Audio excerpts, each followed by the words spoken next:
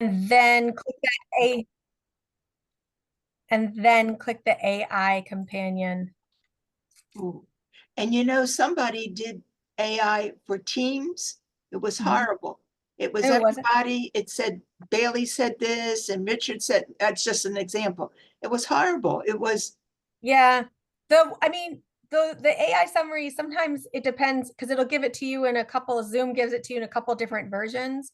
There'll be one good summary, and action items are usually pretty summarized pretty well. But then sometimes the conversations that it catches can be a little off. no, You just no, this was with Teams. Oh yeah. And Yeah, it their AI was not as good. okay. So Um, I'm going to click on that, yeah, and click enable for the AI companion, and then turn on all, right? yeah, I just mine when I do it, it just says enable. No, So mine doesn't say that. oh, okay. Sure. Then yes. Here we go. There you go. This meeting is being transcribed for AI companion. There you go. Yep, there it is. And That then and you have multiple shares, so Richard can share. yep. Let me double check. Yep, multiple. Yep. Excellent. So we're good to go. Everybody don't get panicky, but like everybody walked in on the dot last week. So don't worry, because we had so many people who were early the week before. Then last week we were like, aren't we missing people? But then everybody came in right. But remember, we were checking my Zoom. Yeah. They were Yeah, in yeah, my yeah. Zoom. For Yeah, the yeah, other yeah. yeah. So mhm. I did that the week before. The first week we were on this Zoom link, I sent it out, I changed it. Everyone else seemed to get in fine, but I jumped onto NACPA's board meeting for a second. I was like, no. Yeah, well, one of these days she'll get you on the committees and the board if you she'll welcome you in there. Now you see what a great group it is. Richard's been he served, so it's a lot of fun. It is good times. So it's good people. Always good people. How's everybody's week been? We're almost at the end of October. Isn't that crazy? It is crazy. Yeah. You guys having any better weather out there? Have you dipped below 100 yet, Richard? Did you? Yes, actually, we have. That's It's great. 99 degrees. Oh my gosh. Oh my gosh. Now we Couldn't still live have out another there. week of warm weather here, about 100 to 103. So it hasn't let up yet. Oh my goodness.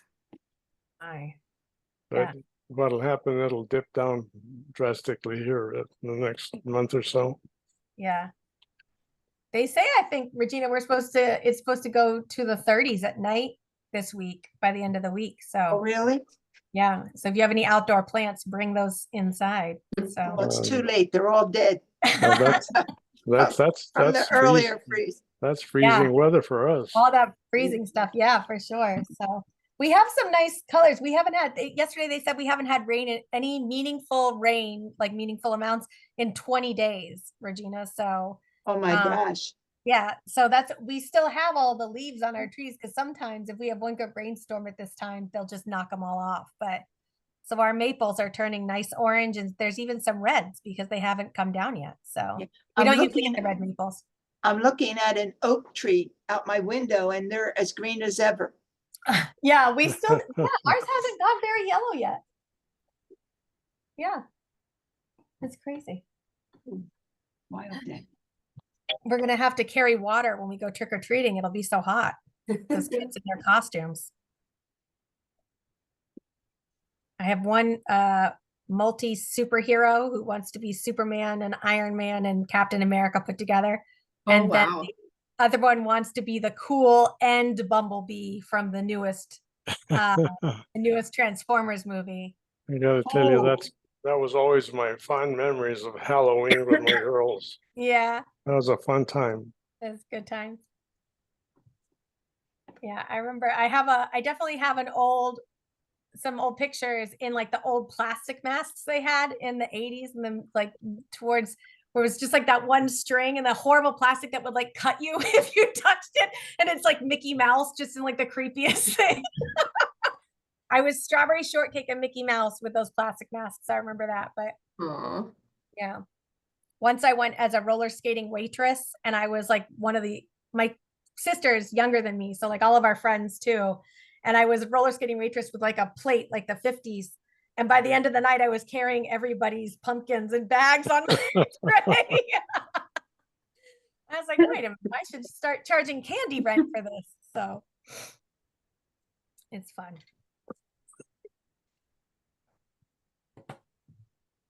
Bailey, do your kids know what they're gonna be? You've got 2 kids, right? Yeah. Our oldest is a boy. He's gonna be the hungry caterpillar. Oh, And our youngest, From the book. 3, Eleanor, is gonna be the butterfly at the end of the hungry caterpillar. So that's so sweet. it'll be, That's great. be cute, I think. The family dress ups. That's I cute. know. I'm trying to get them. My youngest decided she was going to be a butterfly, and my oldest wanted to be a recycling truck. And a few years ago, he was a combine, and it was really cute, but it got like really heavy for him to Complicated. carry. Mhm. And I was like, it was really heavy for you to carry. What if, and he loves the hungry caterpillar. So I was like, what if you're the hungry caterpillar? And then I can like put together my own costumes for the hungry caterpillar and the Oh, butterfly. good. Oh, It worked yeah. out this year. I'm Yes, sure and this will maybe- probably be the last year I can influence them. Right? Exactly. Yeah. I'm sure. I heard from Lisa, she cannot come. They're Yeah, I having a saw that. birthday party for their archbishop, so. And she's in charge of it, so I think it's important she shows up. So. Bailey, did you drive to Albuquerque? No, Fly. we flew. It's about a 23-hour drive down. So Yeah, I'm looking at that would take Minnesota. us a solid 3 days with kids. Oh, God, it's almost all the way across country down. So we flew. north to south. Oh, yeah. How are you today, Amy? I am good, thank you. Has your day been good so far? Yes. We're just gonna say She hesitated. Sure. She did Yes. hesitate, yeah. it's been a little crazy around here. We've had a few deaths. And trying to figure out schedules, with funeral planning, and one of them was quite tragic death. So yeah, trying for all of us and very active in the parish. So Oh, my gosh, could you share what lots of happened? prayers. Her husband and her were on a bike ride for their 58th wedding anniversary, and they literally do everything together. And she missed stopping at an intersection and was hit by a semi. Oh my gosh. Aw. So Gosh. you can't imagine what that husband saw. And yeah, there's Oh my just, and you think gosh. about the semi driver. Yeah. Yeah. Oh, my gosh. That's so tough. Yes, Jessica, you probably haven't heard yet. It's Cirilla No, I'm Michael. like, who is this? Cirilla? Cirilla. Yeah. No, Mm-hmm. really? Mm-hmm. Oh my goodness. Mm-hmm. Terrible news. Yeah, she's just a gem of a person, and Mhm. yeah. Yeah. How old was she? And then we had In her 60s? 79, but you would have thought she was 60. Oh, yeah. Right. Yeah. She's just very, And like so talented. Like, oh Yeah. my goodness. and what she was part of so many different groups and so many different, Mm-hmm. yeah. If you asked, she said yes, kind of person. Mm-hmm. Yeah. Yeah. And then we have 2 individuals from New Munich. They were older, but one fell and hit her head when she fell and ended up with a brain bleed and was in a coma for a few days. And we just got that phone call. So it's just, it's been Oh. a week. Let's Tough. just say it's been a week. So Tough, Amy. Yeah. yeah. So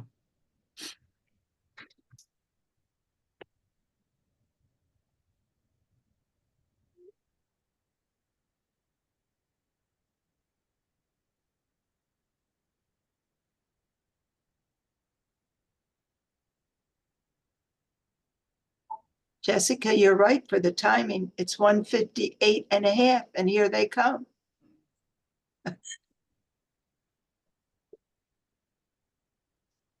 How are you, Maritza? Good today?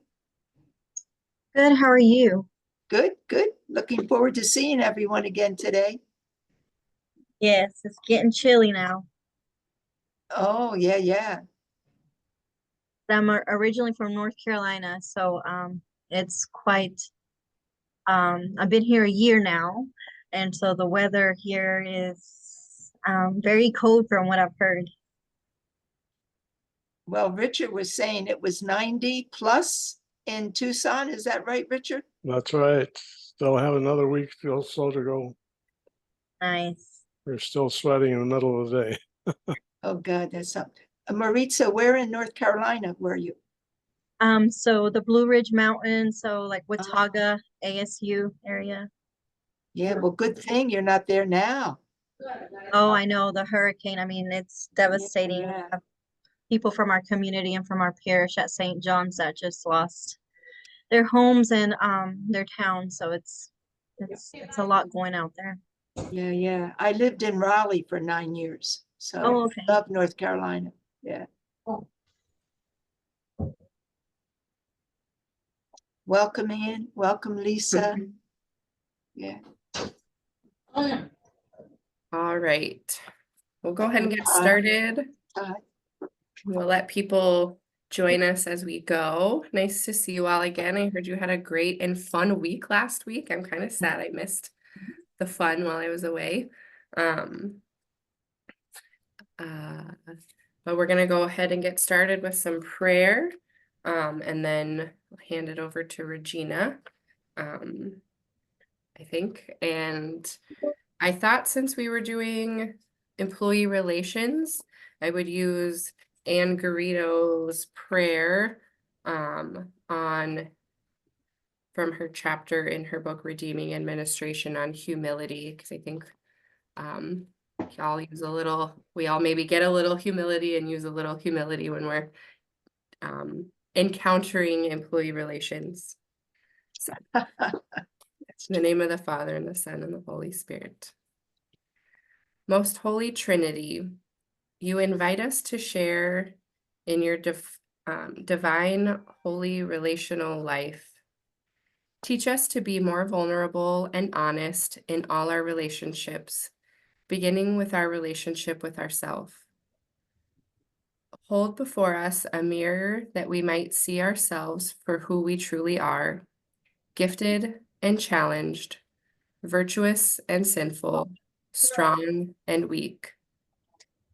All at the same time, this is the person that you love and accept. Teach us to love and accept ourselves as well. Amen.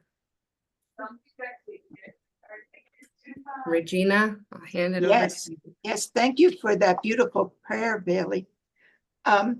We are now at module 6. We have 2 more before the home stretch. So in light of what we talked about last week, interviewing skills, and I enjoyed your participation last week. It was fun and also enlightening how we deal with interviews. So what was your takeaway from last week? So if you could put that in the chat, please, your takeaway from module 5, interviewing skill practice.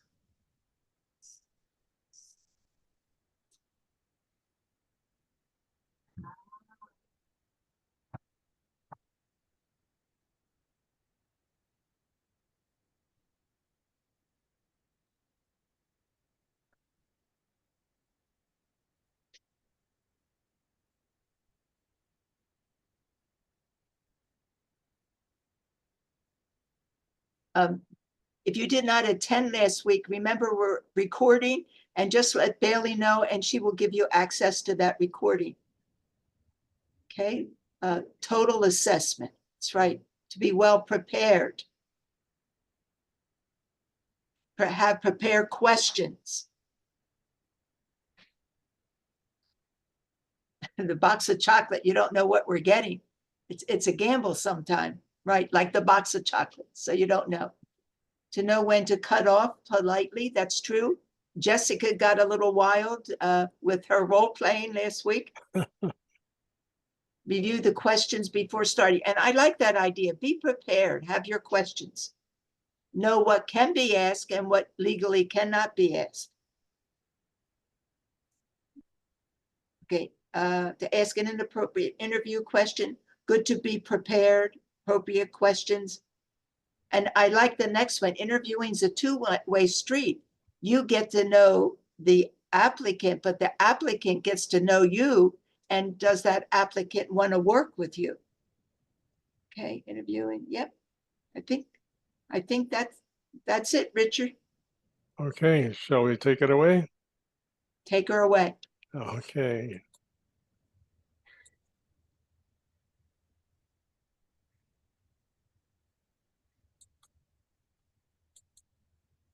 Can everybody see the screen? No, No? No? hit share. The little red Okay. button, share. I did. Okay. Something happened here. Hold on.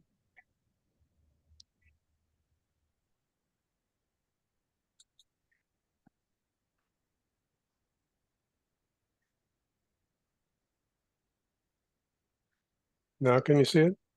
Yes, yes. Okay.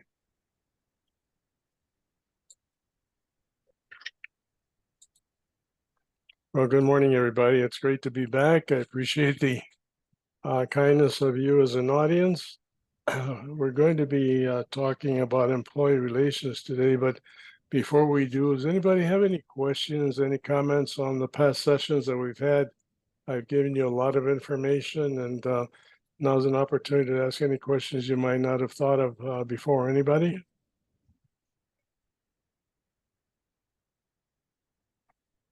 Okay, let's move on. Employee relations probably is one of the most important next to the next two sessions. This is kind of a prelude to the last two sessions, which in my mind are probably the most important of this whole scenario that we're going through. The employee relations is kind of tied into performance management to a very great degree. So hopefully I can make sense of this for you as we move on to the next two sessions, which are probably the most important ones. So let's talk about employee relations. The objectives of the session is to address four areas. First, the definition and results of effective employee relations, the role of the manager and the pastor, the role of the employee, and finally, understand the factors that can affect relations positively or negatively. Now, employee relations, the definition, it's a term that defines the relationship between employees and employers. The term is also used to highlight the efforts an organization makes to manage the relationship. Now, efforts may be formalized in an employee relations policy or a program, or incorporated in different published policies and practices. Now, some of the larger corporations have an actual employee relations policy that go by. Having come from IBM, we had an extensive one. Most of your large corporations have a published employee relations program. In the church, we kind of rely more on the different published policies and practices, such as the employee handbook, which outlines our responsibilities to each other.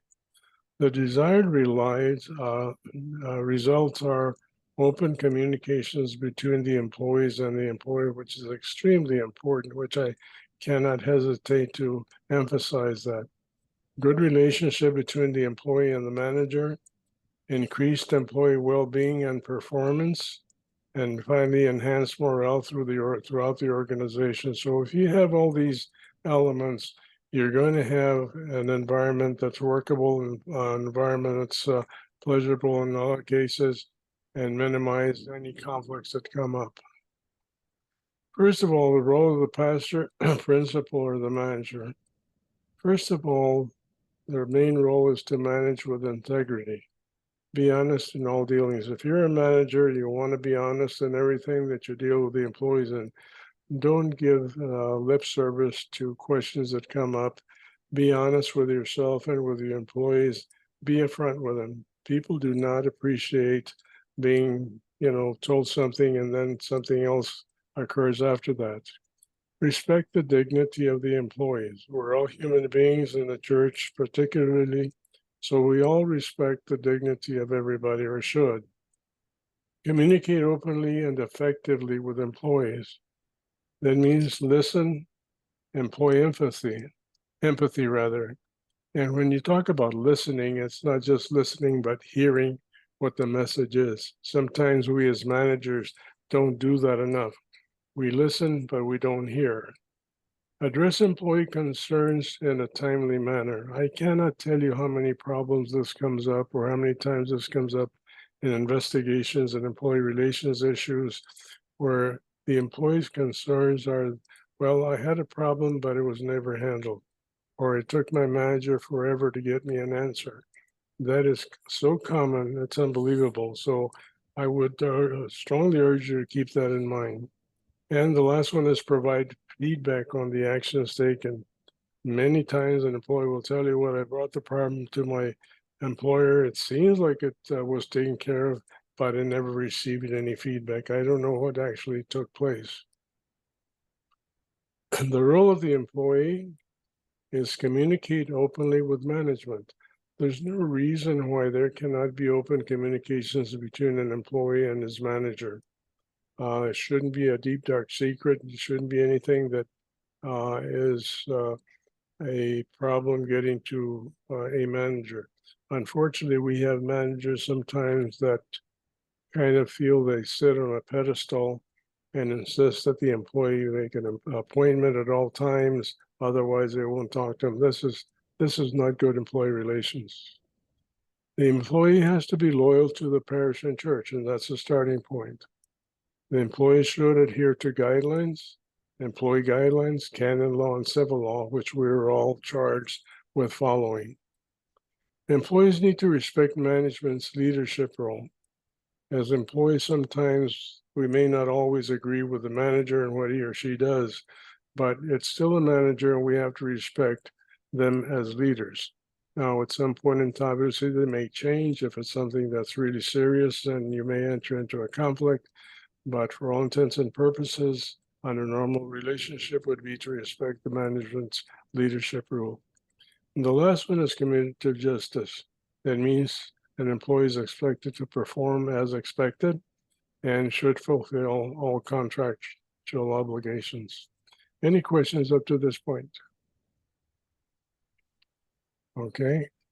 And employee relations that may have a negative effect on relations.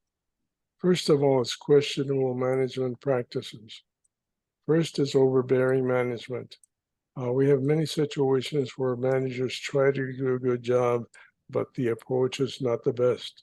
They feel that they need to be on top of the employee at all times, looking over the employee's shoulder and really being a pest, if you will, as a manager. And you don't want to reach into that position. Micromanagement is probably the key word here, and that means monitoring the employee each and every minute. I have had managers situations where a manager will ask for an update meeting in the morning, an update meeting in the evening, will not accept anything that the employee says. He wants to be kept up to date on an ongoing basis. There are situations where you may have to do that if you need to hold somebody by the hand, but in a good employee relationships, you want to trust your employees and give them the leeway to do their job. Failure to listen to employee concerns. This is a major problem that we as managers sometimes have. Again, as I mentioned, sometimes employees listen, but they don't hear. And this is what really rubs employees the wrong way. Next one is failure to separate business from friendship. You know, we all work in the same office. We all have friends. We all know each other, but we have to establish a line of communication that says that friendship stops when business begins. And we all have to recognize that. Sometimes we have managers that don't do that. For example, we have managers who are very willing to attend happy hour with the employees because they feel that's a good working relationship. Also attend home parties and other activities. I have to tell you that these two areas are probably the most problematic that I've ever seen. It has cost some people their careers. What typically happens when you attend happy hour, for example, if it's an extended evening, before you know it, you get around to shop talk. Shop talk then leads to, well, do you remember that session we had the other day where you evaluated me and you thought I wasn't in the job, and you're off and running?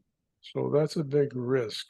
Now, that's not to say that management should not be involved in attending different sessions, but it should be on a limited basis.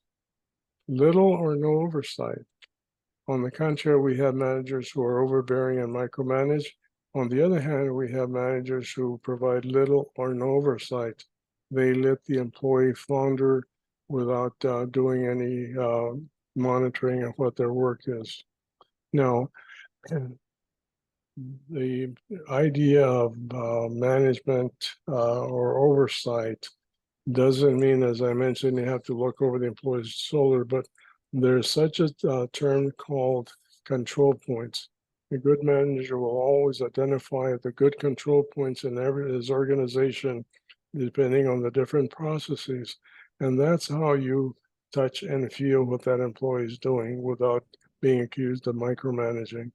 Anybody have a question on that particular term or a comment? That's a very important comment that you might want to keep in mind, because sometimes a manager will be accused of not knowing what goes on in their business. Well, my manager doesn't know what I'm doing. Well, a good manager may not know how to manage or how to work the intricacies of that particular position, but if they understand the control points, and which means the main issues that are involved in a process, then they really have a pretty good idea of what's going on in that particular process. Richard, could you give me some examples of control spots? Yes, for example, let's say that you have a processor that's processing payroll. When you process payroll, for example, there's certain forms that need to be submitted, and processing has to be done in a certain time frame. If the manager knows or has a system of monitoring that timeliness, that's one control point. Different processes have different things. In accounts receivable, for example, the payment of invoices. Are they paid on a timely basis? Do they go to 30 days, or are they paid within 15 days? Those are control points that a manager should have a handle on to understand. So those are two examples of what you might call a control point. There's umpteen others depending on the processes, but those are select key aspects of the particular process that a manager wants to be familiar with. Again, the manager does not need to know how to process. What the manager needs to know is what are those control points that employee needs to comply with. And that's how you use to evaluate an employee as well. Any questions on that?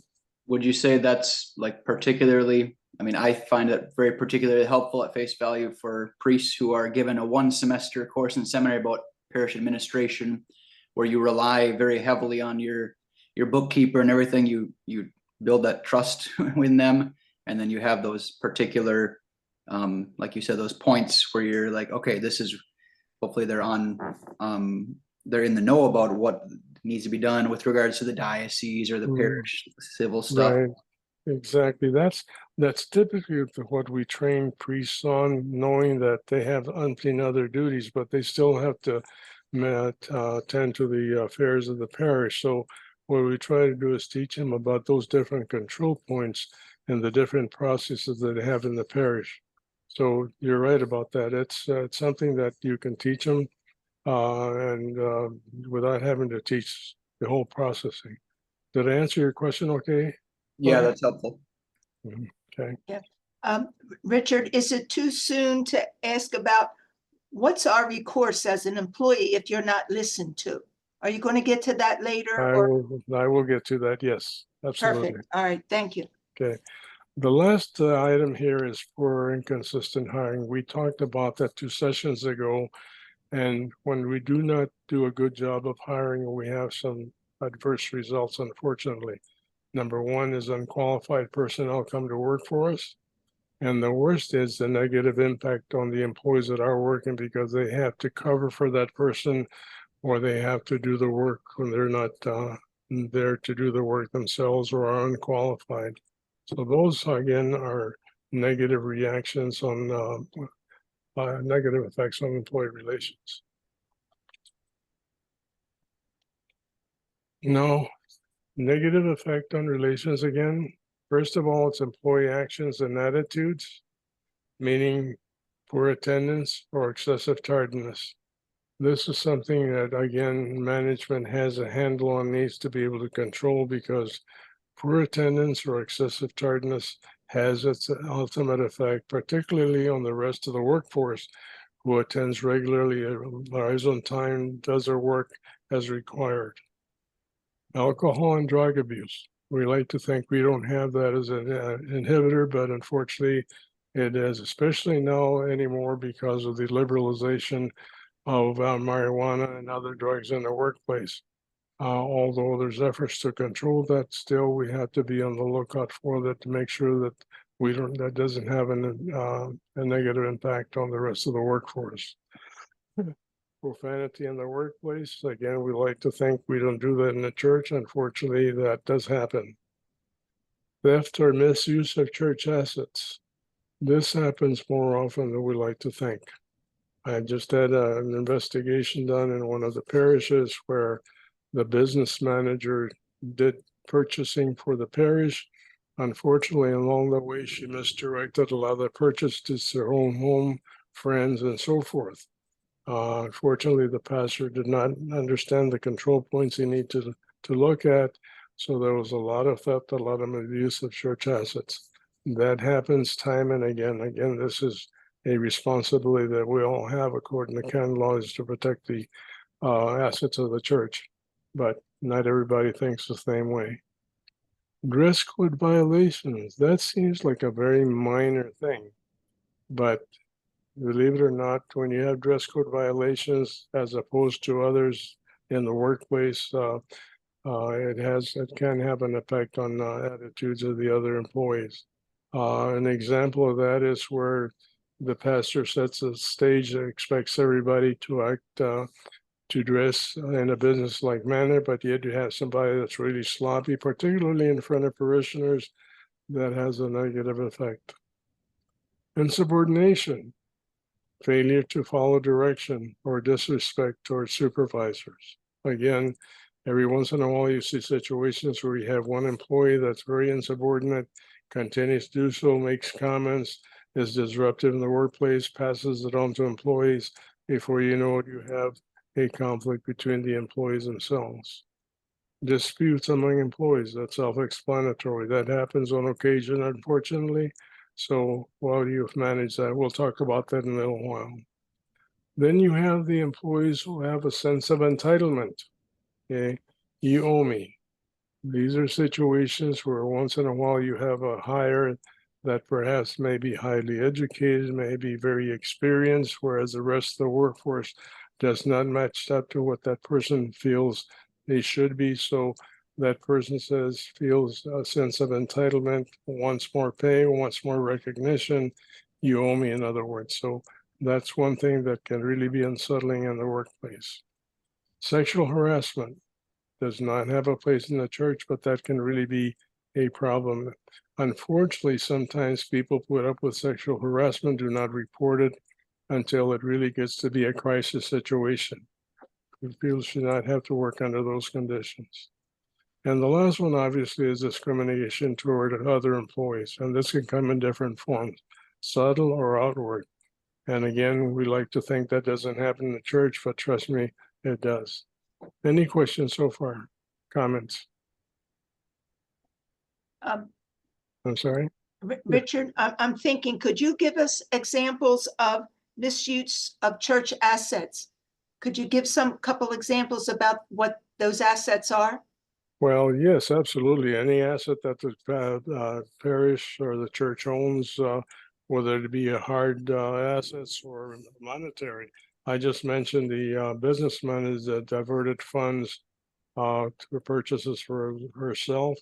We also have situations, and this happens quite often, where we have money counters that have a tendency to put their hands in the till. It's not much. It may be $10, it may be a $20 bill, but it's still theft. Misuse of church assets. Sometimes we have assets of the church that disappear. They end up in somebody else's home. In my particular parish here in Tucson, I belong to Santa Cruz Parish. I can guarantee you that I can go into many different homes and I see those folding chairs that have Santa Cruz Parish noted on them. That happens more often than we like to think. So those are some of the examples. You know, and people kind of misinterpret the pastor, for example. Pastor's very good-hearted. Father, can I borrow some chairs or tables? Oh, sure, absolutely. Well, sometimes they come back, sometimes they don't. So those are some examples. Oh, Any thank you. questions? Questions? Okay. I guess I had a Yes. question on regarding where'd it go? Dress code violations. Yeah. So a question I had about that is just regarding I guess specifically when you have like a dress code and you have specific modesty lines that are not being kept and that's in the dress code, like how do you address those conversations without it coming across like as in, you know, otherwise you get into other kind of, you know, problems too if you're dealing with modesty and stuff like that, you know, like how do you address those kinds of dress code issues? Yeah, dress code is a touchy subject and something that has to be handled very carefully. For the most part, most of us don't have dress codes in place because it's not something we recommend. However, there are some standards of dress that are normal in any workplace, such as business casual, for example. If it's some situation where a parishioner or somebody at the parish level has to meet constantly with the public, possibly a requirement would be had that person wears a tie at all times when meeting with the public. Those are some examples of what you might call a dress code. But another example, for example, is where you have, unfortunately, ladies that like to wear very short dresses. It can be distracting, and people start complaining, and you have to bring it to their attention. I had an employee at one time that a beautiful person, very qualified, did a lot of fine work, and however, she had wore mini skirts. Well, before you know it, I had the priest make comments to me about the mini dress that this lady was wearing. So I had to call to her attention. I said, look, we don't have a dress code. However, I need you to know that there's criticism about your dress. Touchy subject, and you have to be very careful how you approach it. But yes, you have ways of doing that. Father, did I answer your question? Yeah, yep. I'm kind of thinking specifically too, like in like a Catholic school setting where like, you know, got teachers who you know, the type of clothing they're wearing isn't in keeping with the modesty guidelines, especially like, you know, just wearing like yoga pants or things like that, where we say, okay, this doesn't in keeping with our Catholic school modesty guidelines, but they continue to wear that. Like, you know, Yeah, how do you? this is a particular aspect. Spandex is a big problem in the schools. Obviously, spandex is a very revealing type of dress, and you hear comments about it. This is where you may have to set the employee aside and says, look, you know, you need to dress accordingly because this is a school. You have to set the example, and the example you're setting is not good. I recently had a pastor in a parish. In fact, I'm still working with the pastor because his main complaint is his business manager likes to wear low-cut dresses, spandex, and so forth. So kind of coached him on how to approach that, which he did, and the problem is now resolved. So those are situations, particularly in a school where you have a uniform code in a lot of the cases where students have to wear uniforms. Well, that implies that everybody else has to dress accordingly as well, be it business casual or a little bit better. So, but that's a very good example, Father, and that's how I would approach that. That answer? Yep, that's good. Are you okay? You okay with that? Yep, definitely. Okay, anybody else? Any other comments? If you disagree, let me know. Now's the time to say it. But this, as I mentioned, seems like a minor point, but it can cause all kinds of problems if they're not addressed. Okay, moving on. There's areas that provide negative effect. And the 4 areas to consider that may negatively affect good relations are, first of all, is the organization culture. What is the culture of the organization? What is expected of the employees in the church, for example, in a particular organization? Now, they give you an example of organization culture that I personally ran into when I started working for IBM. I came from the public sector, so I was used to wearing pastel colored shirts. I was used to not wearing a tie. And I came to IBM, and this is where the white shirt and ties were prevalent in the organization. IBM never had a dress code. However, the employees enforced their own internal dress code. When I started working, I wore my blazer, I wore my pastel color, although I did wear a tie. But before you know it, I had 2 or 3 ladies, in particular, made a comment, well, you know, IBM dresses white shirts and suits. And the first time I heard it, I didn't think much about it, but then I heard it 2 or 3 different times that told me I had to conform. I was going against the organization culture. Again, although IBM did not have a dress code, that's what I was expected to wear. And it's kind of funny. Even working in the diocese, when I started working, I always wore a tie and a shirt and so forth. One day I left my shirt off and I just went casual. So one of the priests says, "What's wrong with you? You're not wearing your tie today. We're used to having wearing a tie." So, it kind of depends on the organization. Questions on that? Any comments? Does anybody run into that anywhere? I've Probably not. You don't. Hey, Yes, David. Richard, sorry, I didn't realize I was trying to unmute on the previous slide and just figured out how to do it.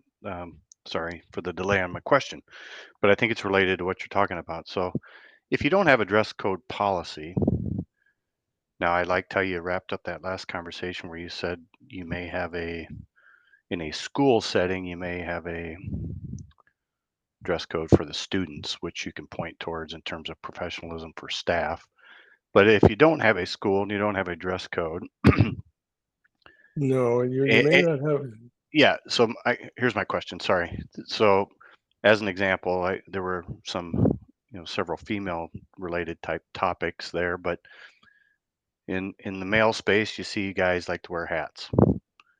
And in terms of professionalism, I get it. Sometimes that's okay. They're in, they're out. But if you have conversation with an employee that you say, hey, you need to watch when and where you're wearing the hat, and they continue to violate what's asked, even though you don't have a dress code, are you walking a fine line disciplining that employee when you have a documented, I've documented the conversations, I've written it down, and now, I've asked you not to wear this hat inside the church as an example. But you continue to do that, we're going to take disciplinary steps, even though there's not a dress code. My answer to that would be, and we will cover that in the next session, but that would come under the performance expectations that you could write that into your performance plan for that employee, for any employee for that matter. Although in the absence of a dress code, you have certain standards that you as a manager expect out of the employees. That's not out of line to include that in the performance plan. And we'll talk about that in the next session. Perfect. But that's an excellent way to address that in the absence of a strict dress code. Thank you. Anybody else? Okay, the next one is employer involvement. Again, I talked about micromanagement and I talked about not joining in the office parties and engaging in shop talk. However, one of the biggest things that comes into playing is the level of the involvement of the employer and the activities of the employees or employee activities. In any office environment, you'll find certain activities take place, such as business birthday parties, different meals, different dinners. And it's very obvious if the manager does not show up, because that kind of reflects on the interest that the manager or the employer has in the employee activities. So it's very important to keep that in mind, that you have to strike a balance. On the other one hand, you want to separate friendship from business. On the other hand, though, you have to strike a balance and you have to be involved with the activities of the employees. And let me give you an example. In many parishes, you have bishops, for example, are very active. They're very active with employees, and others you never see them. Well, employees feel that. A good employee relationship exists when the main person participates in the activities of the parish or the employees. So that's kind of the involvement that I'm talking about. The next one is conflict resolution, workplace investigations. Conflicts come up at all times, and something has to be done. We cannot sit and let things fester. So you have to employ some kind of a process to resolve that, and that may involve workplace investigations, depending on what the situation is at that particular organization. Finally, then you have employee discipline. Employee discipline must be reinforced or must be enforced. And this normally is covered under the employee personnel guidelines as to what the behavior expectations are, or in the performance plan that I just mentioned. So these are all areas that, if they're not handled correctly, can have a negative effect on employee relations. Questions? Okay. Employee relations and the culture of the church, the organization. First of all, in the church environment, activities are faith-based and gospel-driven. We exist to work for the church, and everything that we do is driven by what we understand in the gospel. We strive to be servant leaders. We strive to be Christ-like in all that we do. In a nonprofit organization, income is dependent on donations. We're nonprofit organizations. That's a different culture. That's a different type of organization. Funding at times is restrained, and not all the amenities of private entities will you find. This is one of the things that we need to make clear. For example, when we hire somebody, we need to make it clear that you're not going to get rich working for the church. A certain element of donation has to come into play, or stewardship is why you work for the church. And you have to bring employees down to earth, but that's the difference in the culture between private employers and church environment. We're part of a diocesan entity, and Diocese of St. Cloud, there's 131 parishes and 29 schools. Different environment altogether, okay? That's a lot of parishes, folks. Creates a lot of situations that could vary, and all things we're talking about are bound to come up in one of these, either the schools or the parishes. You also have numerous affiliated organizations. Again, depending what the culture is of the organization of the diocese, depends on how those organizations operate and what their relations is to the diocese. High expectations in a church environment regarding personal behavior. This is one of the things that we consistently talk about, is the expectation that we have of the employees in the workplace. How should they behave? Normally that's documented in the code of conduct, which some dioceses have, or the employee handbook. Any questions on any of these topics? Okay. Employee involvement, let's talk a little bit about that. Engagement by the pastor, principal, or the manager. Again, the manager has to employ compassion and understanding in dealing with the employees. You cannot treat the employee like a robot. You have to employ that compassion. You want to ensure that just treatment is a priority. Regardless of what happens, you want to make sure that whatever is done in a just manner and a priority manner. Accuracy in assessing performance through ongoing communications, listening to employees, and set attainable performance standards. I'm setting the stage for the next two sessions, folks, because this is going to be very, very important for the future. And this is where you start the beginning of effective management. It is accuracy in assessing performance, thorough ongoing communications, listening to employees, and set attainable performance standards. You want to implement fair personnel policies and practices. This comes through a well-developed employee handbook. I'm not sure whether the St. Diocese of St. Colum's has such a handbook or you have a handbook in your individual parishes, but you need to develop that well, make sure you cover the policies legally according to the church and according to civil law. It includes an outline of manager and employee expected standards. What is expected of the manager and what is expected of the employee? Well-managed employee benefits, qualities of life, such as health benefits, compensation, sick leave, vacation or retirement plan. These are all things that are normally expected in any work environment that will set the good stage for employees to feel comfortable in their workstation, in their work. Policies and practices. Now we're getting into conflict resolution. And Regina, this goes to your question. I always promote an open door environment. A manager who does not employ open doors is kind of hurting themselves. By open door, I'm talking that if an employee has a problem, they should be able to go to their manager or their manager's manager and voice their concerns. And there should be a problem resolution policy somewhere along the way that says, if we have a problem, this is how we're going to try to resolve it. We have to give the employee an opportunity to voice concerns. And the last, there should be a formal grievance procedure. Now, this can come in different ways.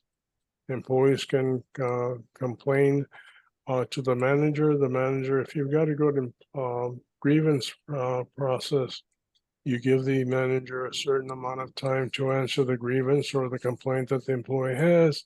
The employee has to do it on a timely basis.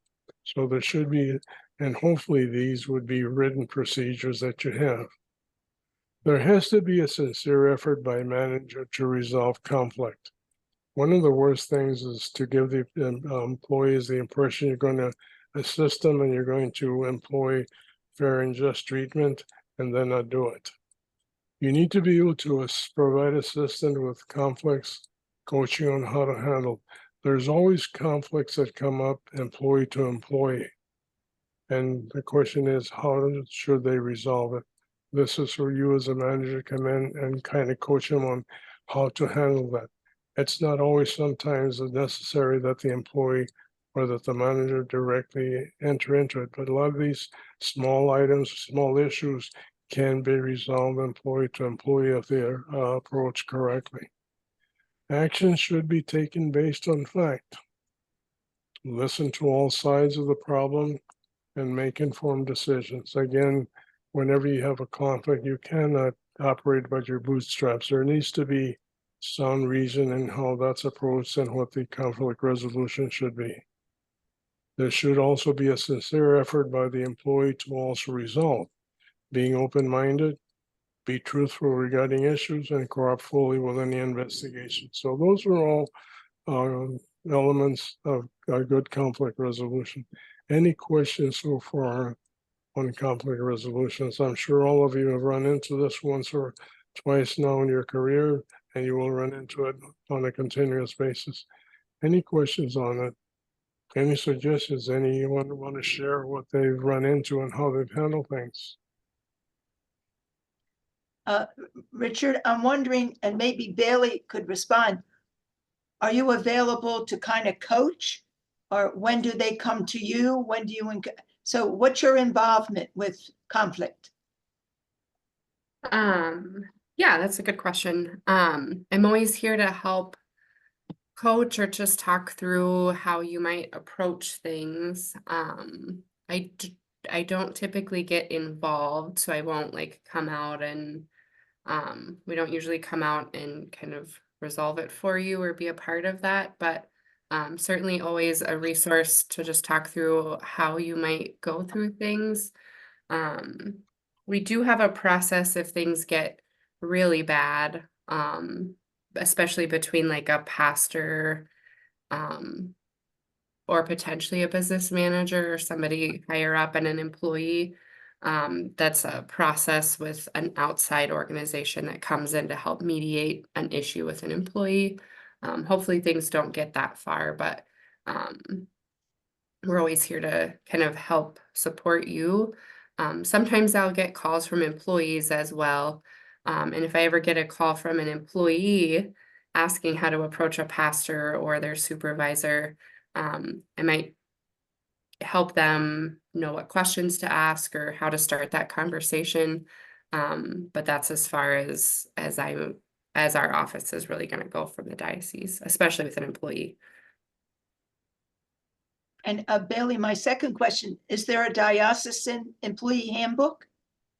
We do not have we have a handbook for diocesan employees, yes.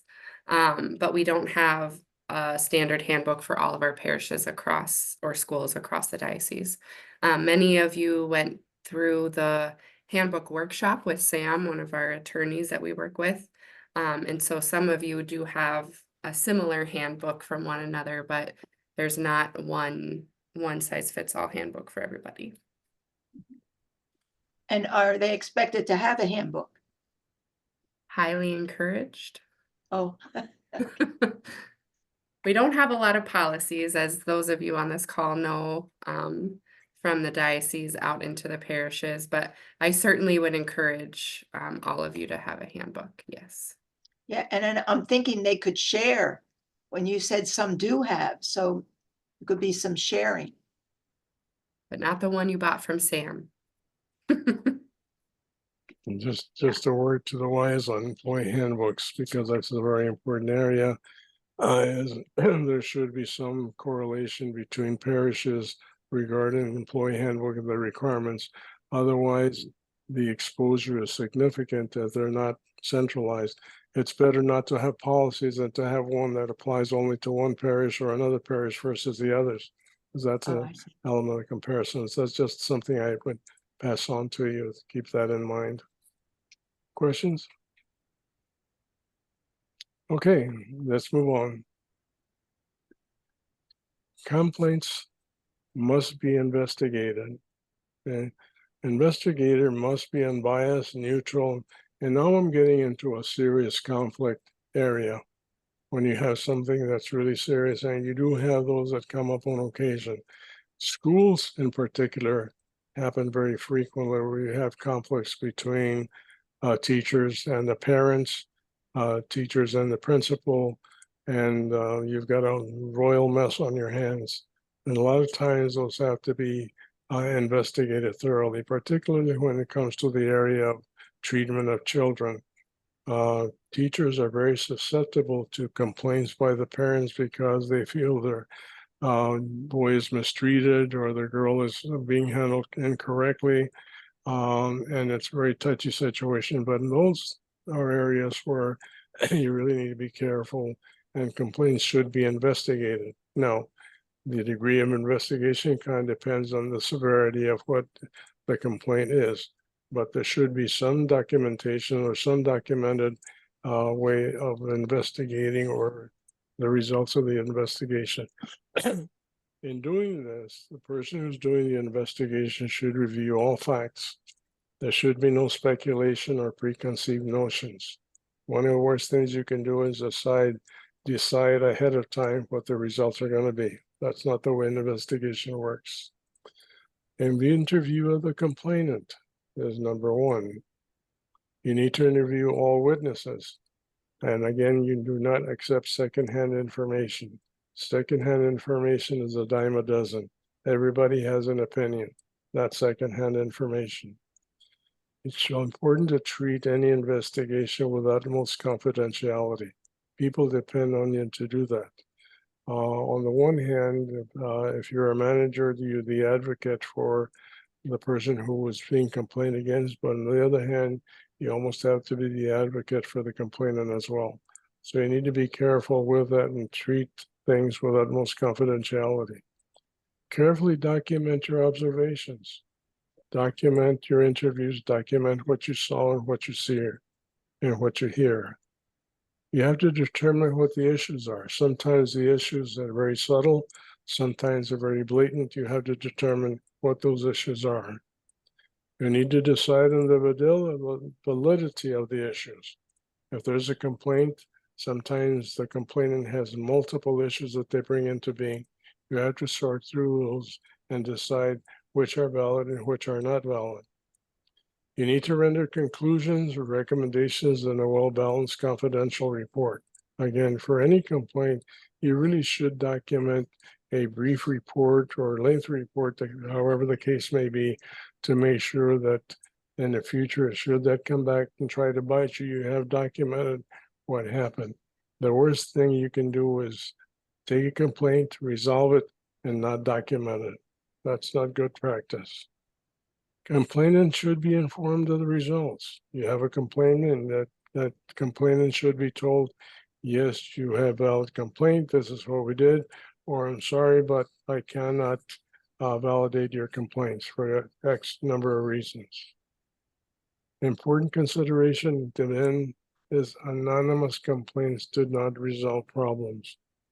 People love to remain anonymous sometimes and make a complaint. However, there's no way we can get back to them, let them know what the action was taken. So in many cases, somebody says, I want to remain anonymous.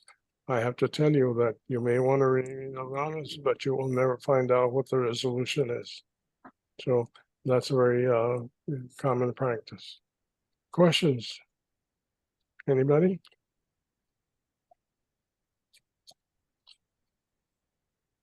Okay. Employees must be held accountable. Again, discipline must be in accordance with behavior guidelines. Guidelines normally you'll find in an employee handbook, and as we discussed earlier, perhaps in the performance plan or a code of conduct. Guidelines should be in place for different eventualities. Employees should be made aware of the possible consequences. Here, the consequences may be suspension without pay, removal from position, dismissal possible. Now, again, in the absence of a handbook, it's very difficult to apply discipline because you don't have a policy in place. So if you don't have at least a local handbook, I would encourage you to do that, cover with Bailey, standardize it so that you all have a common ground. That way you have something to stand on. A manager needs to be firm but fair. This is the thing that people are very conscious of. They don't have a problem if you're firm with them and you say no, but as long as you're fair, that's okay with them. Most of you find that true in most any workplace. No arbitrary or trivial actions. Okay? If you're going to take action, it should be based on good reason. Possible action should be reviewed with a pastor or review with St. Cloud HR if necessary. If you're going to terminate an employee or going to apply a certain amount of discipline, call Bailey before you do anything. Make sure you're on the right track. Action must be within current law and provide suggestions for improvement to prevent future incidents. Once that's done, that's the package that needs to be taken care of. Any questions so far? Bailey, I see in the chat, people are asking about a course. I'm gathering it's that handbook course. Is that correct? Yeah. I had just responded that I'm gonna see how many might want to attend, and I'll look into hosting another one with Sam on the agenda. Yeah, I think that's very important that there's a handbook for every parish. Yeah, if I may make a suggestion, Bailey, you might want to consider one handbook that cover all the parishes, same content, same disciplines and so forth, so. Okay. All right. Next, So we're gonna do a One, little, sorry, Richard, one question on that. This is David Badger. yes, David, So Bailey earlier, and this is really for Bailey, but I heard your comment about if there's someone out there that doesn't have a handbook or was wanting a copy, to not share the one we got from the lawyer. But can't we share our completed?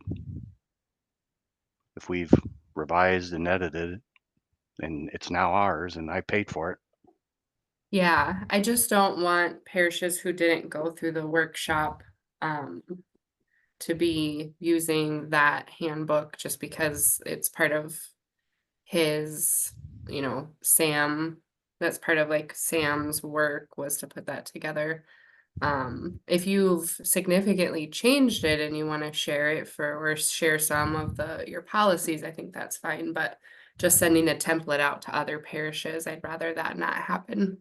Right. And that was my point. Not the template, but now that I've edited it and personalized it to Christ our Light, it's now ours. So I hear you. All right, thanks. okay.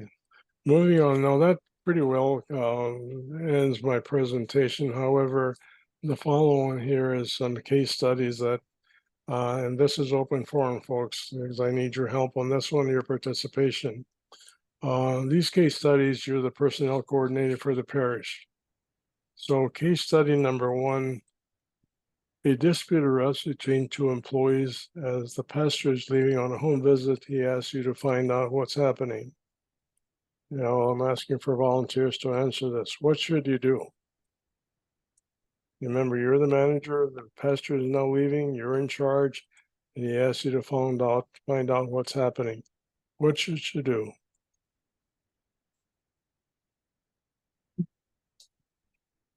Anybody? Probably want to Me, talk to, me. Oh, sorry. you could, to say maybe you want to talk to both of them and get both sides of the story and then just kind of document everything that's said. Okay, that's number one. Okay. What information do you need?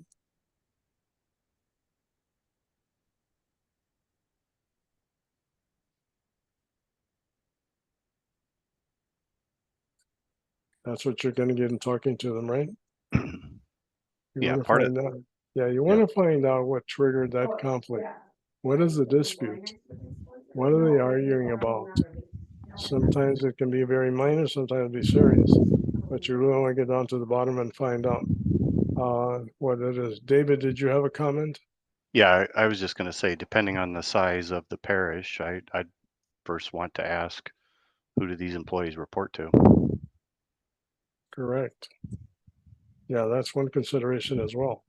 Sometimes you may not have the luxury of going directly to the employees, but you don't want to overstep your bounds and bypass the manager, for sure. Right. What is your recommendation to the pastor?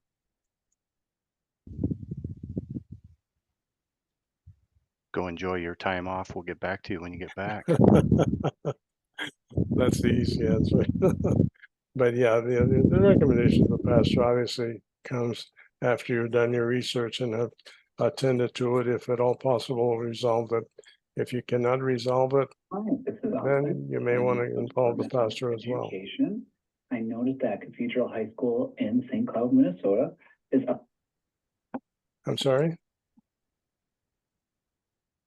Emily, do you have a comment? Sorry, Okay. I didn't. Sorry about that. I thought I was. That's okay. Okay, case study 2. An employee tells you that he has considered resigning because he's not happy with the amount paid for his surgery. He feels the Diocese of St. Cloud should have paid for the entire surgery. He has to pay a percentage out of his pocket. What is your response? What would you tell the employee, first of all, knowing your diocese and knowing what the benefits are? And as a manager, you should have a pretty good idea. Anybody?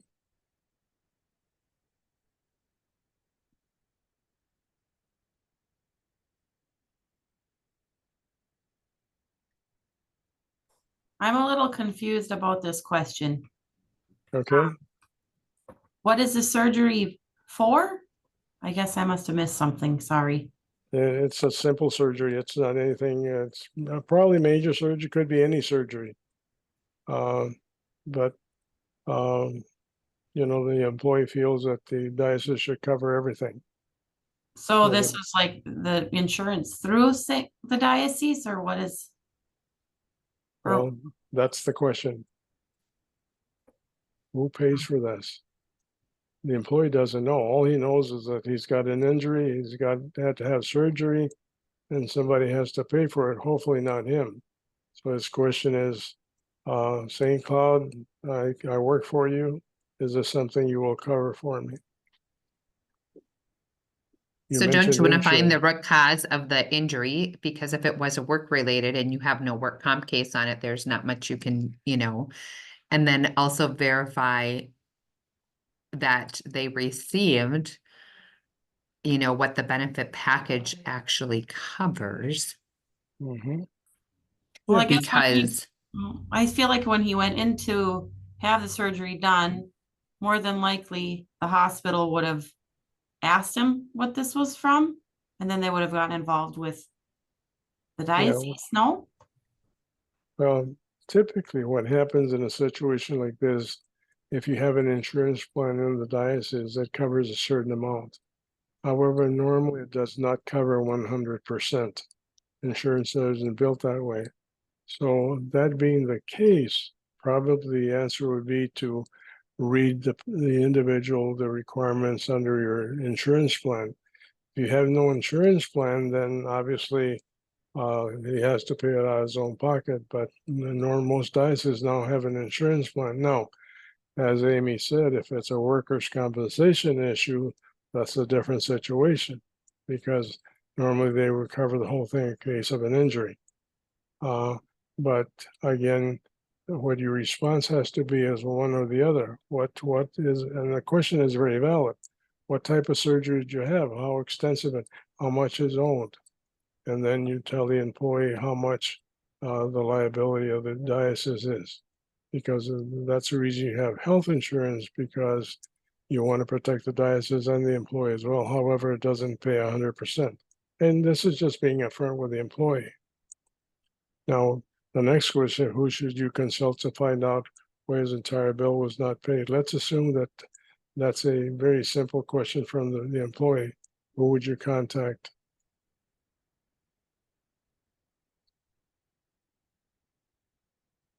Is there a benefits person in the diocese? I see an answer in the chat box. Is Britt somebody? Your Yeah. insurance broker? Britt's our insurance broker. Any of you who are benefits coordinator, I'm sure know Britt, but she would be your contact for any questions on this type of question, to go to either the employee or you can always call her. So Yeah. Britt. The key here is you do not want to guess. You want to give the employee correct information. And if it means calling your benefits administrator or even talking to the insurance firm, that employee deserves an answer. Employees sometimes, as much as you talk to them, as much as you try to give the information or what the coverage is, memory is very short when it comes to insurance. And sure enough, they're going to find out, want to find out why the whole bill wasn't paid. So it's just a matter of answering. So the answer would be to give the employee the idea of what the benefits are and straight information based on what the program is. Any other questions or comments? Yes, Richard, I was thinking, should we not train or make sure if people are going to have surgery, do all this research before? Normally that's true. And for example, in most dioceses, what benefits administrator will tell employees is, if you have a pending surgery, check with me and I'll try to help you out as to what the coverage is. And usually some of that comes through employee orientation. This is why the orientation is so valuable, because it gives the employee information on what to look for and what to be aware of when it comes to applying for benefits, be it retirement, be it health insurance, be it dental insurance, wherever that might be. So yeah, it always helps to do that up front. But again, Yes. memory is short. Sometimes employees will tell, well, nobody ever told me. I hear that very often, and that's not necessarily true. So again, you're going to run into these situations. These are real life happenings. Okay. Questions? Okay, case study 3. A woman employee complains that she is being sexually harassed by a volunteer. She states she expects something to be done about it. So what should you do?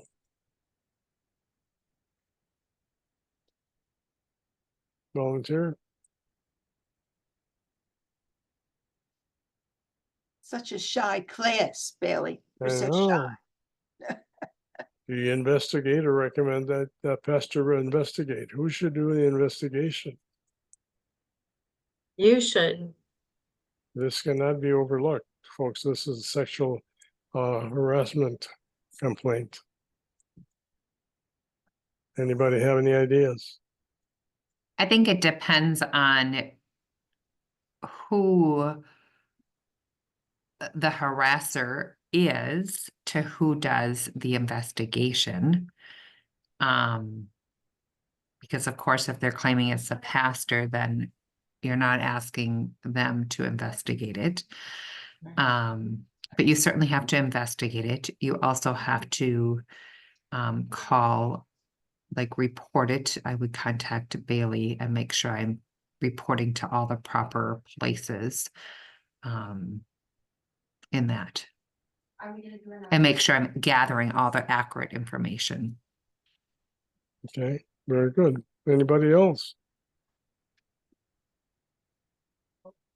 Yeah, this type of a complaint definitely needs to be investigated, first of all.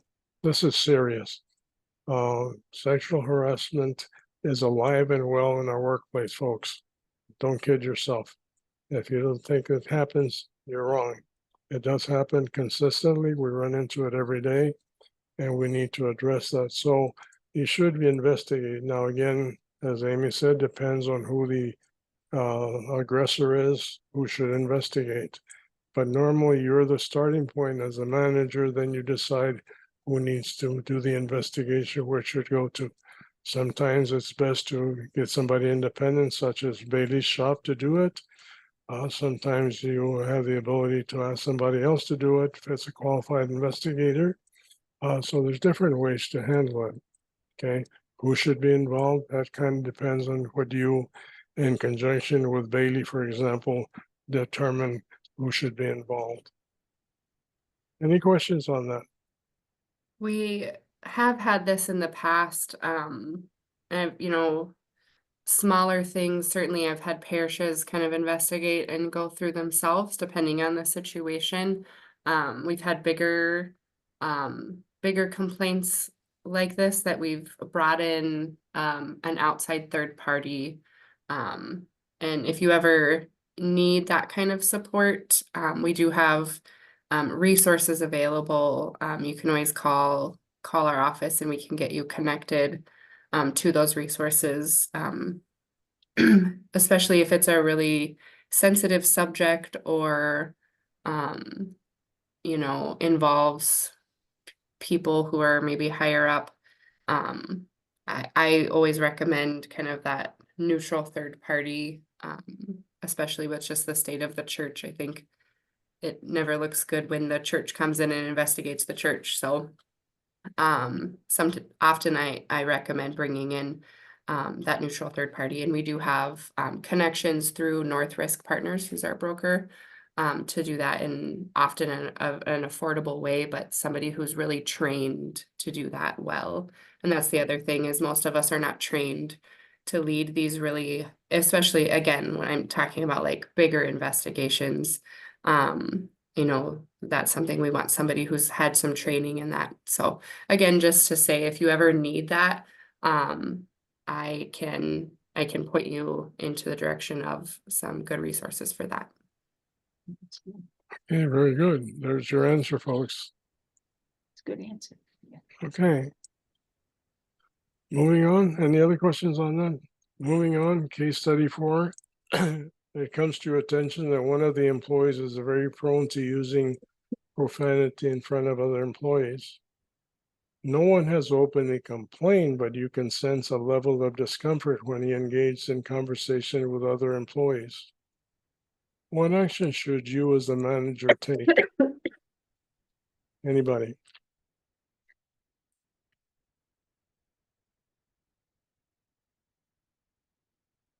Should you do nothing? You should tell him that it's not appropriate. Very definitely.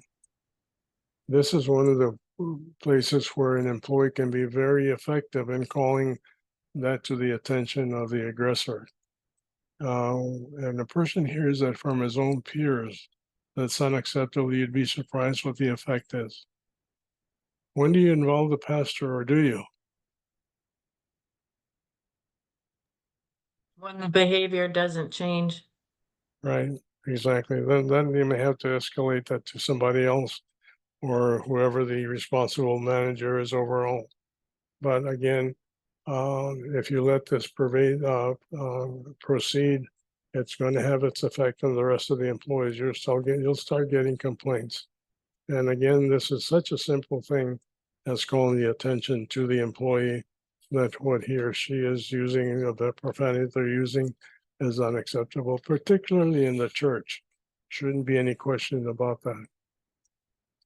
Okay. Case study 5.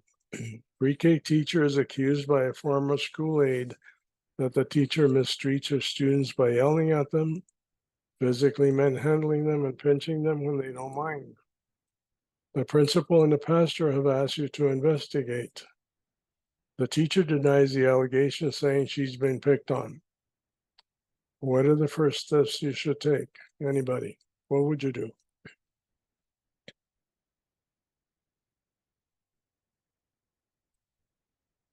Anybody who's investigating one of these situations before? Anybody in the school?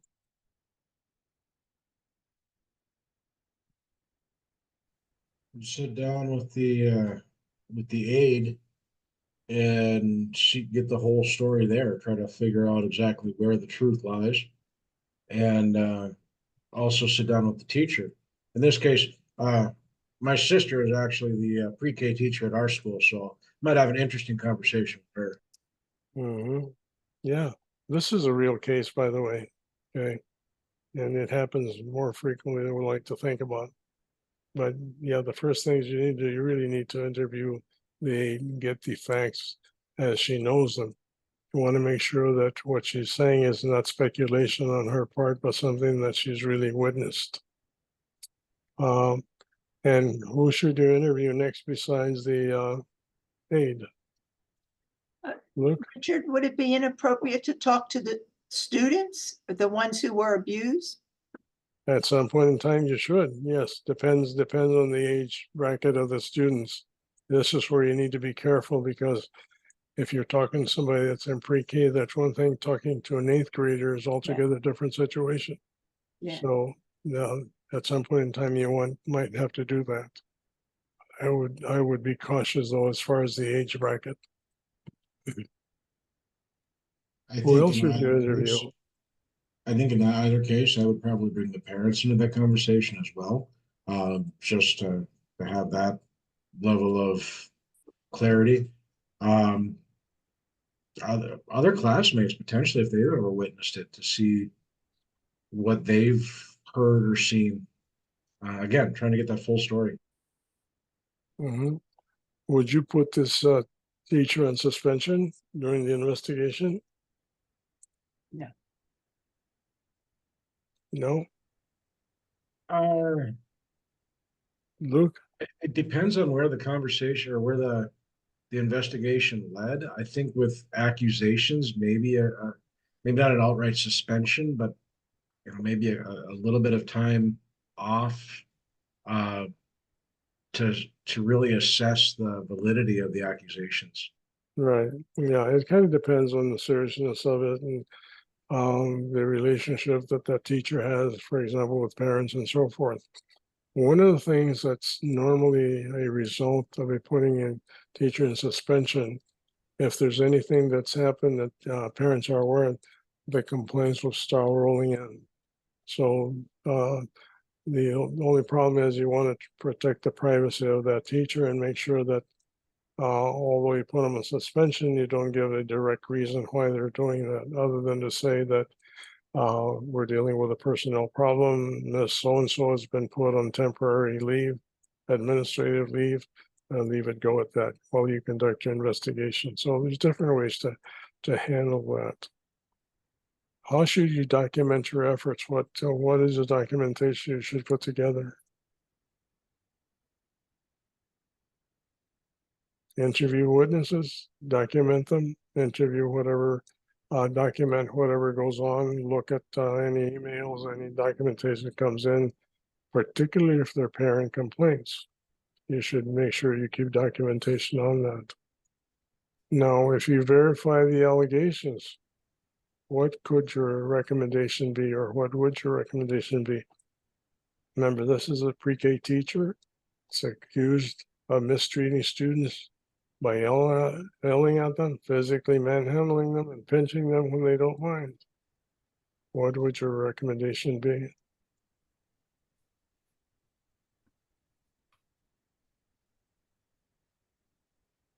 Luke, any opinion? I guess that's taking on a liability that we don't need. I think termination would be my recommendation. If it's serious enough, yes, absolutely. A person like that has no business in the classroom. Children cannot defend themselves. And again, going back to the safe environment guidelines that said we need to protect children, and the only way to protect children is to separate them from the abuser. And then, Richard, yes. would this be a legal issue too? I'm thinking like in a civil court, like, I don't know, seems to me it's against the law. Well, that depends on the state. Some states have what you call a mandatory reporting law. Whenever a child is abused, that requires a report be made to law enforcement. There you have some teeth to go by. Not all states have that though, so it kind of depends on the different jurisdictions, how they handle it.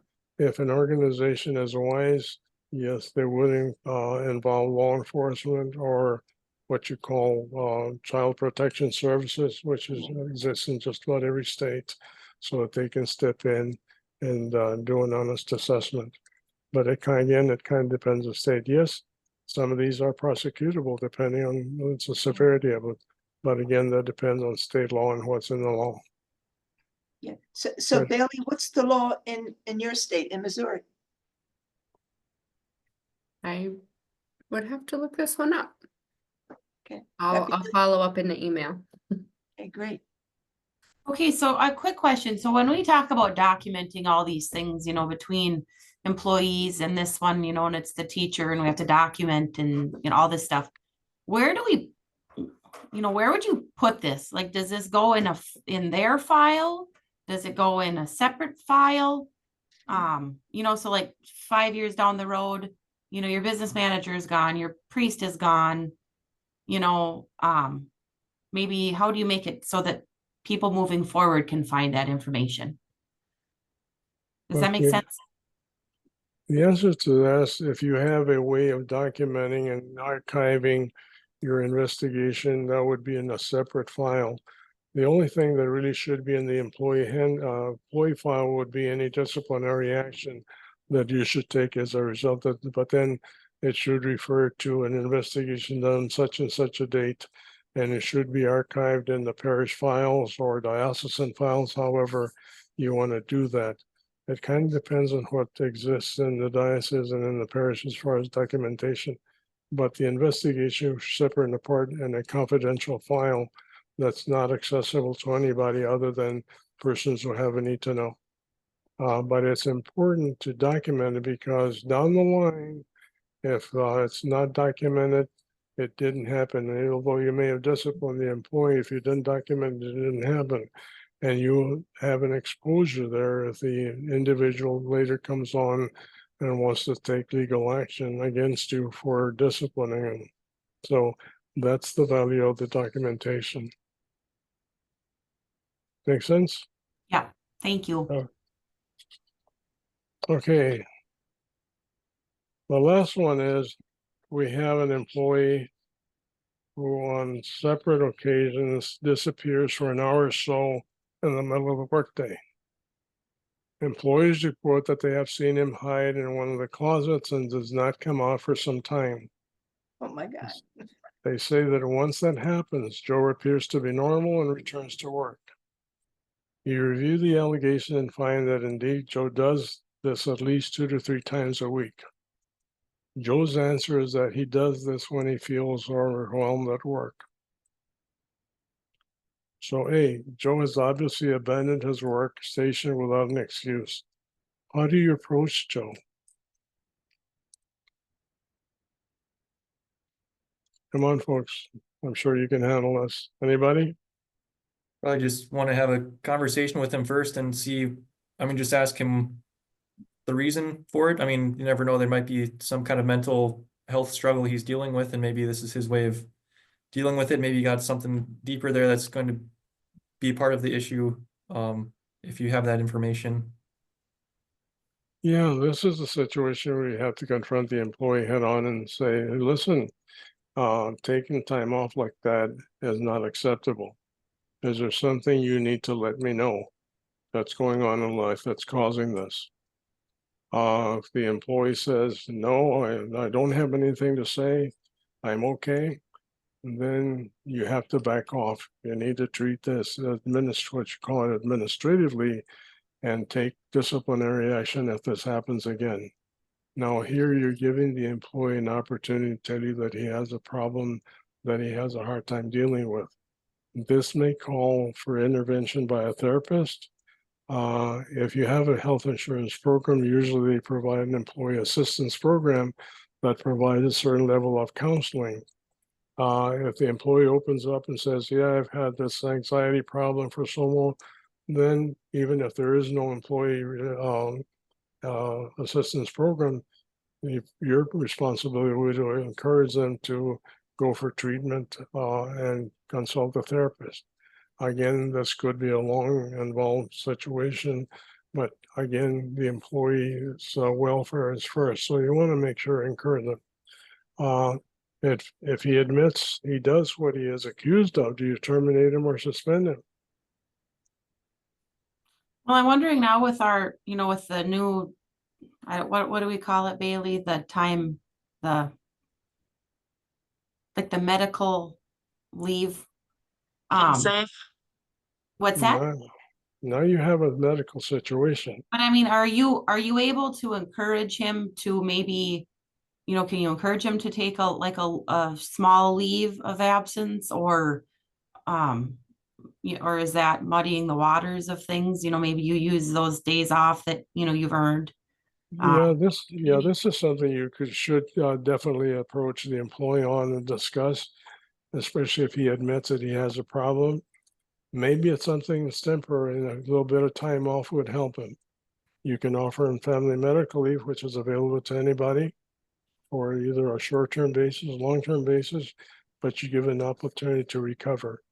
And the other part is just give him a few days off at your own expense, time off, give him a chance to get his act together, if you will. That's another possibility.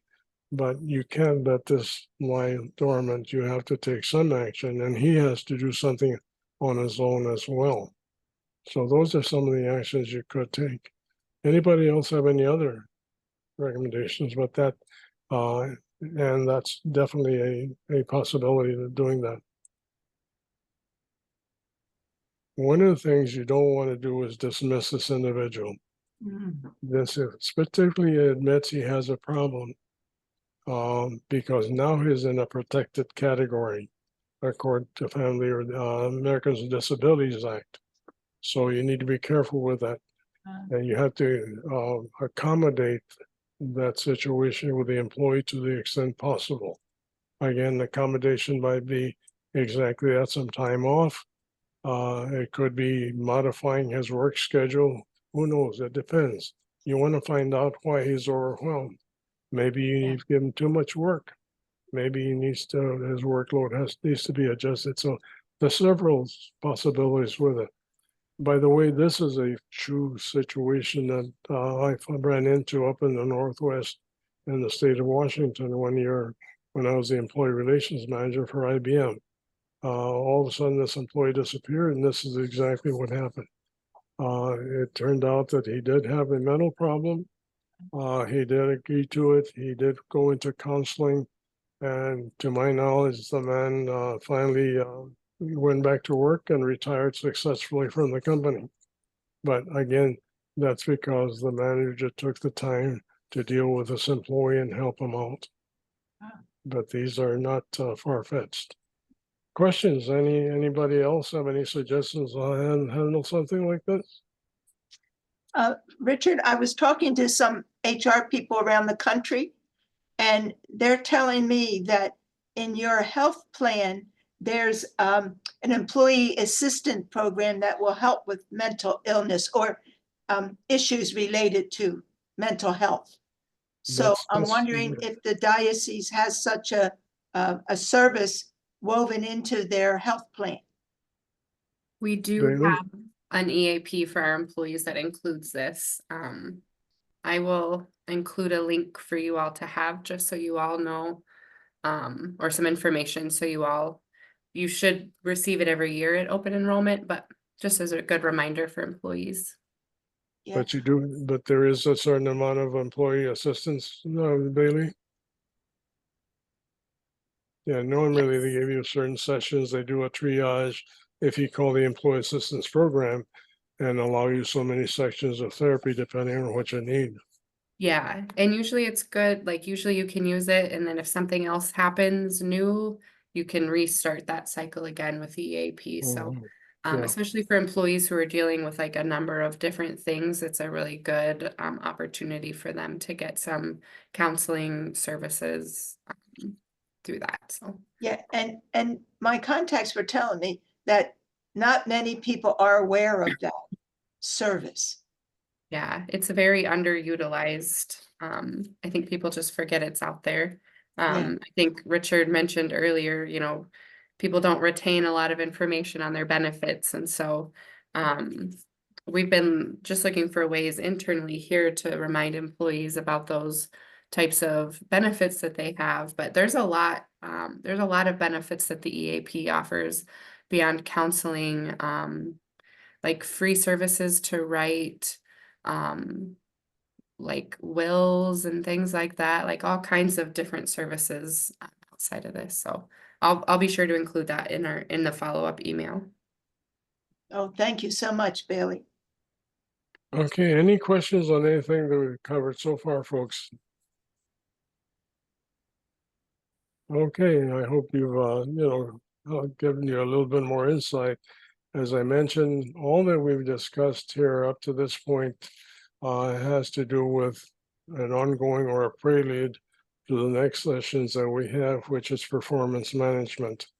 Two very, very important topics for the effectiveness of a manager. So we'll get into that deeply in the next two sessions, which will be the final sessions.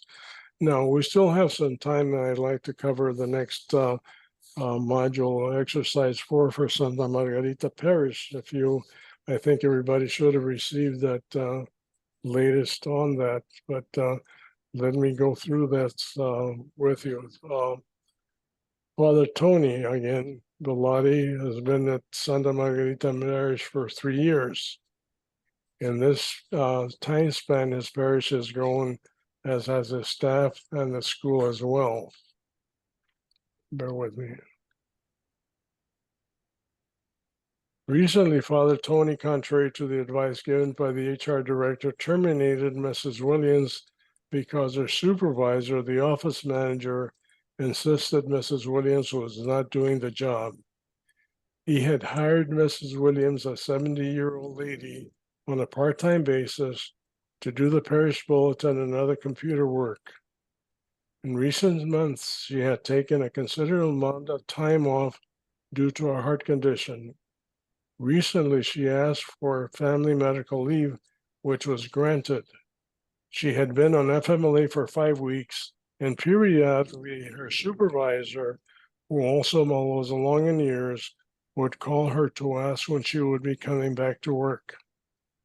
That the work was piling up and they needed her. Father Tony had previously contacted the HR director to tell her about his plan to dismiss Mrs. Williams, but her response was absolutely not unless you want to end up in court. The director outlined the exposures he had if he terminated her. However, he decided to take a chance and terminated her anyway. She has not filed a charge of discrimination based on age with the Arizona Attorney General's office, which enforces the Employment Opportunity Commission complaints in the state. He received a letter asking him to respond. Father Tony responded but claims he was right in terminating her.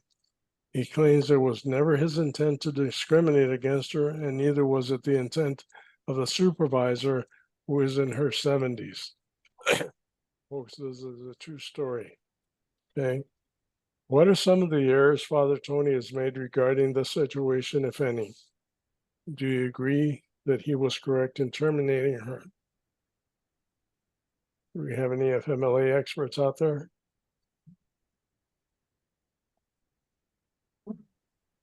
Anybody? Say I'm an expert, but the supervisor should have never contacted her. That's number one, correct. What else?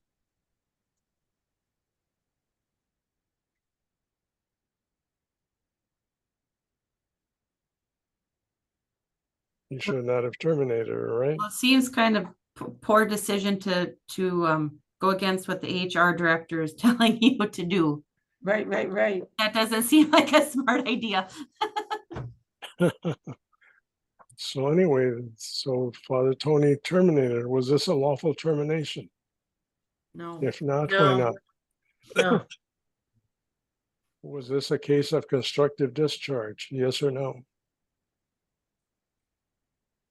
Remember, we covered constructive discharge in one of the last sessions.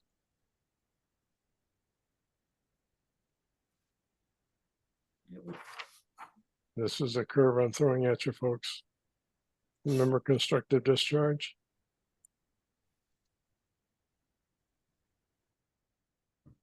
Now, the answer is no, it's not constructive discharge. It's outside a discriminatory practice. What are the legal exposures, Father Tony, based on his action? What is he exposing himself to? Anybody? Age discrimination. Age discrimination, what else?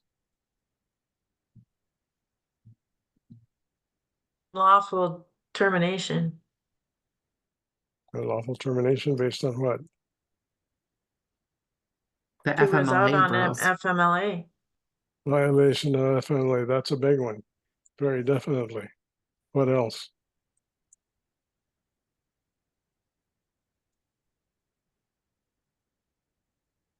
Lack of documentation. Right, exactly. No reasons, right?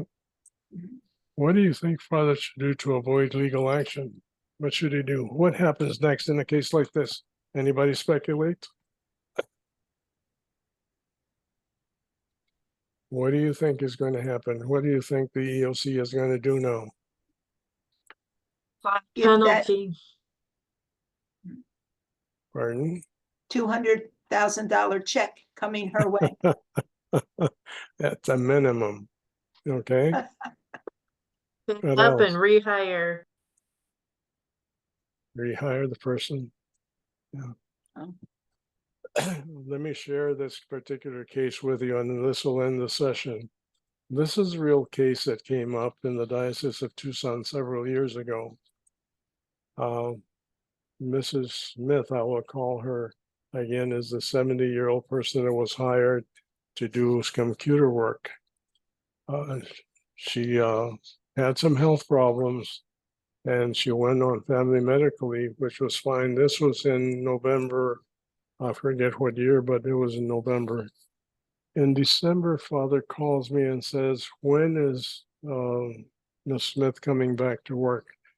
I said, Father, if you recall, I told you that you needed to file family medical leave paperwork, which means you should send it to the doctor. We provided the paperwork for you.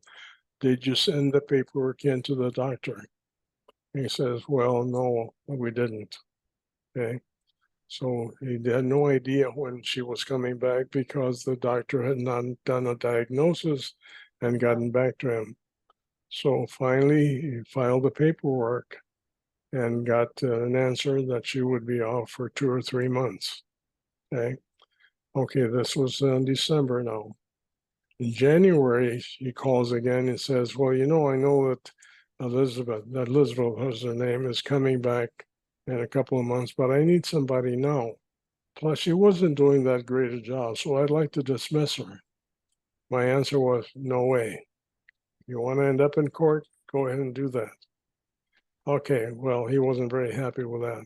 Well, a few weeks later, there was a fundraiser that the parish held in one of the local dining rooms, and I ran into him and his supervisor, who was also in her years.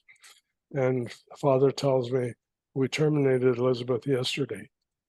I says, okay, Father, I understand, but beware, you're liable to be contact of the EOC on that one. Trust me, you will. He says, well, I'll take my chances. Okay. So 45 days later, he calls me up again. He says, I received a letter from the state attorney general's office telling me that that Elizabeth filed a complaint against me. What do I do? He says, well, the first thing you have to do is you have to answer that complaint. So you have to provide the details of what they're asking. However, Father, before you do that, why don't you fill out the response, send it to me. I will review it to make sure that the proper answers are in there. Well, he didn't do that. He went and sent the response into the Attorney General's office. 30 days later, he calls me and says, Richard, he says, the Attorney General's office did not accept my explanation. Now they want to go into arbitration. What does that mean? So I explained the arbitration process to him. I said, you now have to respond to the Attorney General. There will be a meeting that will be held between you and the complainant to work out an agreement of some sort to resolve what the conflict is. He says, will you go with me to that hearing? I felt like telling him, no, I'm not going to go with you. But I went anyway. I said, Father, okay, I'll go. But be aware that things don't look too good. Well, come the day of the arbitration hearing, and I showed up at a certain time. Here comes Father. Here comes the supervisor, and he's carrying a small satchel that looks like a doctor's kit. And he says, you know, I brought my collar. I didn't put it on, but I thought I'd bring it anyway. I said, Father, if you got the collar with you, you better put it on because that may make all the difference in the world. So put your collar on. So he put his collar on, went to arbitration hearing. The arbitrator is there. I'm sitting there. Father and his assistant is there. And here comes Elizabeth. Elizabeth is accompanied by a daughter who is carrying a pouch, a little cushion under her arm. Elizabeth barely walks in, and you could tell she's in pain. So she eases over to the church. The lady puts down the cushion. Elizabeth sits down, and the arbitration gets underway. So the arbitrator says, Elizabeth, you're the one who made the complaint. What are you looking for? He says, well, I said, I hired on. I'm 70 years old. I figured that I can still work another 5 years.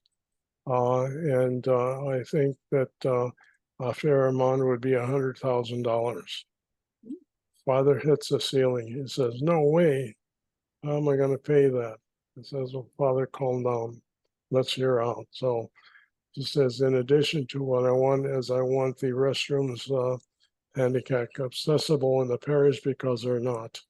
And there's a few other things they wanted. So Father says, well, I'm gonna have to think about that. Well, we took a recess and Father says, let him take me to court. I'm not gonna pay that amount. I says, Father, stop and think about this. You saw how she came in. You saw how she, with a lot of effort, sat down. Think about what it's going to look like before a jury or an administrative judge when he does that. You cannot, you're opening yourself to a big liability, not only the damages, but punitive damages as well. Are you prepared to pay another $500,000? Says no. So we went back into arbitration. Finally, we managed to cut that down to $50,000, which was acceptable at that point. But the point here is that this is a very ticklish and very serious area, the area of family medical leave, because there's a big violation and there's a lot of liability involved. So that's my story on this particular situation. Long, but the pastor learned his lesson. Trust me. Any questions on that, on what the procedure was in that? Because it's not an uncommon procedure when you have an EOC charge. One question that came up, I think, in one of the first sessions regarding equal opportunity charges or investigations is how long do you keep documentation? I forget who asked the question, but the answer to that, I believe, was 7 years under normal circumstances. Personally, I have been known to have been asked to provide 12 years of documentation in some situations. So it's open-ended, but the key to it is that standard 7 years normally. Any questions on what I've just told you? What, this is gonna sound probably stupid, but how long, like when she was let go? What if initially she just, my feelings are hurt, but I'm not gonna do anything? What's the furthest she can look back? Can she take you to court essentially, a year down the road, 2 years down the road? Is there a statute of limitations on that? Well, under normal circumstances, let's say in this particular case, if Father had said, no, I'm not going to pay this ends the arbitration session, then what the EOC does, it gives the individual the opportunity to sue. And then it gets into court litigation. That's the only opportunity that person has to sue based on the EOC requirements. So once that's done, 10 years down the line, that's a closed case. It does not come up again. So the individual has to take the advantage there if she is given the opportunity to sue and sue as soon as possible right after that. But I guess even like the filing the complaint, when he let her go, does she have like a month, 2 months, 3 months, 6 months? Once she files a complaint, normally the standard time frame is 45 days for the EOC to respond or to ask the person who the complaint is against to respond to the allegations. Then once that's done, and normally another 30 days or 45 days to finalize a response. So we're talking about 2 to 3 months time frame normally. Okay. It could be longer than that depending on the caseload that the Attorney General has. So it kind of depends on the agency itself. But normally try to resolve that as soon as possible in a few months. Okay. It looks like you have a year to file that discrimination charge in the state of Yes, you do. That's correct. Mhm. Okay. Once that year is over, then you don't have recourse. Any other questions? Okay, folks, I don't have anything else. Any other questions? Anything come up? Regina, anything on your part? I just want to offer 2 resources. On Demand last week talked about difficult conversations, and that now will be accessible to members. So maybe Bailey, through your membership, you could provide it to the folks here. It's very good. It's very short, but how to work with difficult conversations with Ann Garrido, who's written great books about it. So that would be a good short review. And then the book, Just Treatment for Those Who Work for the Church. And it has a guide, a real quick read. It again will help you with treating your employees justly and fairly. Just those two resources, Richard. Yes, very excellent resources, by the way. So take advantage of them if you can. One last word for the next two sessions. The next session we'll be talking about performance management in general. We'll be talking about employee discipline. We're going to be talking about in the last session employee dismissals and what is up to it. But the next session will be on performance planning, how to set up a performance plan, how to apply that, how to do an evaluation, and so forth, to hopefully give you an advantage as an effective manager. So we'll be getting into a lot of detail. As I mentioned, if you learn nothing else from this whole session, those two sessions are what's going to help you out in the long term as a manager. So bear with me for those two sessions, and I think you'll get quite a bit out of it. Any questions before we end the session up? Okay, Regina and Bailey, I'll turn it over to you. Thank you so much for being a kind audience, and we'll see you next time.